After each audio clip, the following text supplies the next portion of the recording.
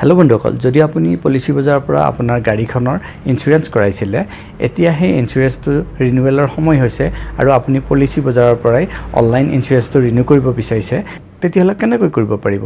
যদি আপুনি জানিব বিচাৰিছে, চাই থাকক এই ভিডিঅ'টো শেষলৈ। আমি এই টপিকটোৰ ওপৰতে কথা পাতিবলৈ গৈ আছোঁ। নমস্কাৰ বন্ধুসকল, মই প্ৰণৱ আৰু স্বাগতম জনাইছোঁ মোৰ ইউটিউব চেনেল বিজি ৱৰ্ক অসমলৈ। বন্ধুসকল, প্ৰথমতে আমি policybazar.com ৱেবছাইটটোত গুচি যাম আৰু আগৰ প্ৰচেছখিনি ষ্টেপ বাই ষ্টেপ দেখুৱাম। বন্ধুসকল, আপোনালোকে দেখা পাইছে আমি এতিয়া আমাৰ লেপটপৰ স্ক্ৰীনত আহিছোঁ। ইয়াত গুগল অপেন কৰি লৈছোঁ।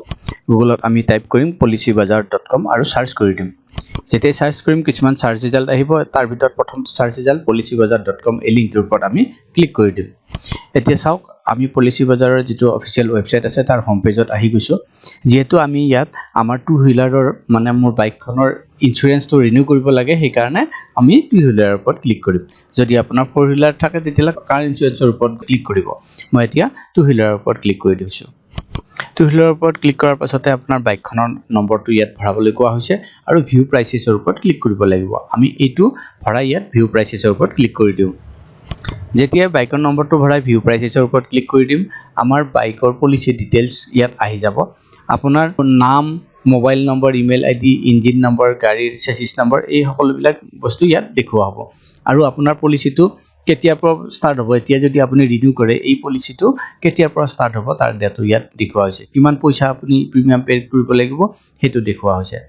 যদি আপুনি এতিয়া যিটো আগতে পলিচি আপুনি কৰিছিলে, থাৰ্ড পাৰ্টি পলিচি মই ইয়াত কৰিছিলোঁ আগতে, যদি সেইটোকে ৰাখিব বিচাৰিছে, খালি ৰিনিউ কৰিব বিচাৰিছে, ডাইৰেক্ট ইয়াৰ পৰা পে' ছিকিউৰলিৰ ওপৰত ক্লিক কৰি গুচি যাব পাৰে। আকৌ যদি আপুনি ভাবে মই বেলেগ কোম্পানীৰো কিমান পইচা আছে হৈ আছে চাব বিচাৰোঁ, তেতিয়াহ'লে নট ইন এ হাৰি এক্সপ্ল'ৰ অল প্লেনছ, এই লিংকটোৰ ওপৰত ক্লিক কৰি আপুনি যাব পাৰে।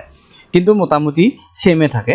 আকৌ যদি আপুনি ভাবে মই আগতে থাৰ্ড পাৰ্টি লৈছিলোঁ, এতিয়া ছেকেণ্ড পাৰ্টি, ফাৰ্ষ্ট পাৰ্টি এইবিলাক ল'ব বিচাৰোঁ বা বাইকৰ ডেমেজ কভাৰেজো লাগে, তেতিয়াহ'লে আপুনি বেছি পইচা দিব লাগিব আৰু আগৰ ফালে আপুনি বেলেগ পলিচিও পাব।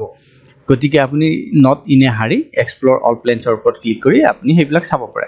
যিহেতু মই এতিয়া বাকী একো কৰিব নোখোজোঁ, খালি মই চিম্পলি এইটো ৰিনিউ কৰিব বিচাৰোঁ, সেইকাৰণে পে' ছিকিউৰলিৰ ওপৰত ক্লিক কৰি দিছোঁ। এতিয়া তাৰ ওপৰত ক্লিক কৰাৰ লগে লগে পে'মেণ্ট পেজত আমি আহি যাম। ইয়াত আপুনি UPI, debit card, net banking এইবিলাকৰ মাধ্যমত পে'মেণ্টটো কৰিব পাৰে।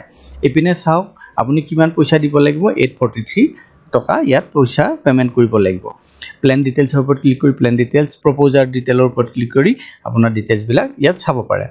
আমি যিহেতু এতিয়া পে'মেণ্ট কৰিব লাগে, সেইকাৰণে মই QR কোডৰ মাধ্যমত পে'মেণ্ট কৰিব বিচাৰোঁ, সেইকাৰণে ডাইৰেক্ট ভিউৰ ওপৰত ক্লিক কৰি দিম। UPIৰ QR কোডটো ইয়াত দেখা পোৱা যাব, ভিউৰ ওপৰত ক্লিক কৰি দিছোঁ।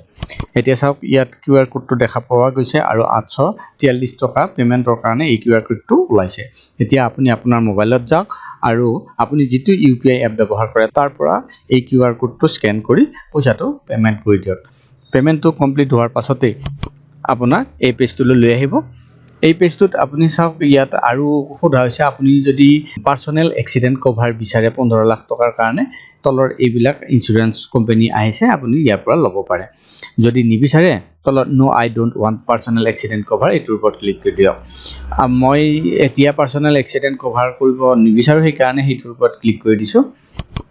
আৰু চাওক, এই পেজটোত আপুনি আপোনাৰ পলিচি নাম্বাৰটো পাব, third party, plain type third party আহিছে, পলিচি পিৰিয়ড 1 বছৰ সেইটো দেখুওৱা হৈছে।